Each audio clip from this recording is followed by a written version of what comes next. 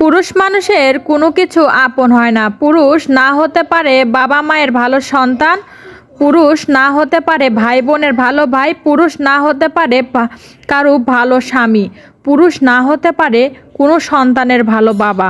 পুরুষ মানুষকে পৃথিবীও ভালোবাসে না। পুরুষ মানুষের জীবন পুরোই ধোঁকা, অন্যর সুখের জন্য সারা জীবন পরিশ্রম করেই যায়। কারণ কি জানেন, পুরুষ মানুষের জীবনটা হলো পচা তরমুজের মতন, ওপরটা সবাই দেখে কিন্তু ভেতরেটা কেউ দেখে না। তারা সারা জীবনে খাটতে খাটতে অর্ধেক জীবনই শেষ করে। অনেক সময় দেখবেন পুরুষ মানুষ কিন্তু বেশিরভাগ রোগে আক্রান্ত হয় না, পুরুষ মানুষ টেনশনে বেশি মারা যায় বা স্ট্রোক করে, কারণ তাদের কষ্টটা ভেতরে ভেতরে চাপা রেখে রাখে। কথাটা মিলিয়ে নেবেন, এটাই বাস্তব কথা জানেন। কারণ একটা পুরুষ সারা জীবন পরিশ্রম করে আর সেই পুরুষের কোনো মূল্য থাকে না সংসারে। একটা পুরুষের যত বেশি ইনকাম হবে তার সম্মান কিন্তু তত বেশি হয় জানেন।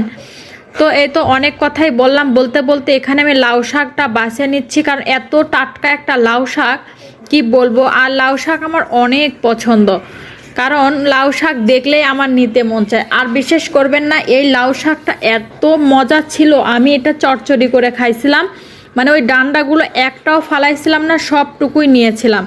তো কিভাবে নিয়েছিলাম এই শাকটা কিনে অবশ্যই তোমাদেরকে এখন দেখাবো। তো ফার্স্টে আমি চলে গেলাম বাজারের দিকে, মানে আপুর বাসার উদ্দেশ্যে রওনা দিয়েছিলাম। তো যাই দেখি পুরো সাইডে শুধু সবজি, কারণ যেহেতু শীতকাল, সবজি এত সবজি আশেপাশে কি বলবো তোমাদেরকে।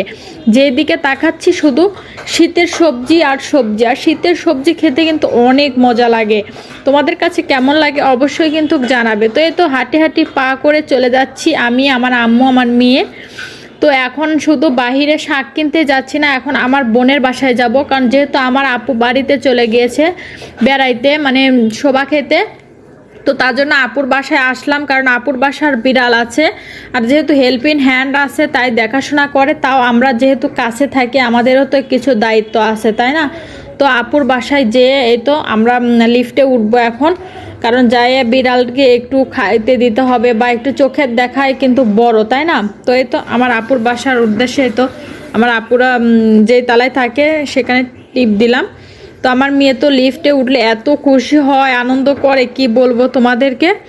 তো এই তো আমরা পৌঁছে গিয়েছি, এখন যাইয়ে দেখি ডাইনিং রুমে সব কিছু সোফা সব কিছু একটা রুমে বন্দি করে রেখেছে।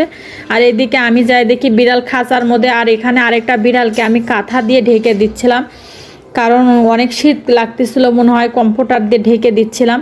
তো এই তো এক পলক দেখার পরে এখন আমরা চলে যাব, কারণ বেশিক্ষণ দেরি করবো না, যেহেতু আমার আপু নাই বাসায়, আর আমরা শুধু দেখতে এসেছিলাম চোখের দেখা একবার। তো এই তো আমাদের দেখা হয়েছে, এখন আমরা চলে যাব। আর চলে যেই কিন্তু আমি লাউ শাকটা কিনেছিলাম, কারণ শীতকালে এত শীত পড়ছে, মানে আজকেই শুধু একটু রোদের দেখাটা আমি দেখেছিলাম, নইলে এই 2-3 দিন কোনো প্রকারের রোদ নাই। তো নিচে নামেই দেখি সুন্দর সুন্দর এখানে জালি কুমড়া আছে আর শাক। শাক দেখলে তো আমার নিতেই ইচ্ছা করে, কারণ শাক আমার অনেক পছন্দ। এখানে পালং শাক ছিল, বেতের শাক ছিল, মূলার শাক, আরও অনেক কিছু। এগুলোর মধ্যে আমি বাছাই করলাম, এই লাউ শাকটা দেখেই আমার পছন্দ হয়েছে। লাউ শাক কিন্তু পছন্দ হয়েছে, মানে এটা খেতে কিন্তু এত স্বাদ হয়েছিল কি বলবো তোমাদেরকে। এই আগা ডোগা কিচ্ছুই কিন্তু আমি ফালাই দিইনি, সব কিছুই আমি নিয়েছিলাম। তো শীতকালে বাজারে যখন যাবেন তখন আশেপাশে যে সবজিগুলো দেখবেন মনে হয় কি সবগুলোই কিনি, অথচ কিন্তু অত খাওয়া যায় না, তাই না। তো এখানে লাল শাকও দেখছিলাম, কারণ লাল শাক আমার সব থেকে বেশি ভালো লাগে, লাল টকটকা ভাত মাখানোর পরে হয় ওই শাকটা। সবাই ভালো থাকবেন।